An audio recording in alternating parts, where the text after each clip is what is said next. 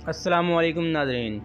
PSL Pakistan super league के तीसरे match में मुल्तान सुल्तान ने क्वेटा ग्लैडिएटर्स को बड़ी शिकस्त दे दिया है। मुल्तान में होने वाले मैच में मुल्तान सुल्तान के जीत में एहसानुल्लाह की तबाहकुन बॉलिंग ने अहम किरदार अदा किया और रेली रोसो की दुआनदार बैटिंग ने भी अपना कोई कसर न छोड़ी। मुल्तान सुल्तान ने टॉस जीत कर पहले फील्डिंग करने का फैसला किया, जो इनके लिए दुरुस्त साबित हुआ। क्वेटा ग्लैडिएटर्स के टीम 18.5 ओवर्स में 110 रन बनाकर आउट हो गई। मुल्तान सुल्तान को जीत के लिए 111 रन का हदफ मिला, जो इसने 13.3 ओवर में 1 विकेट के नुकसान पर हासिल कर लिया।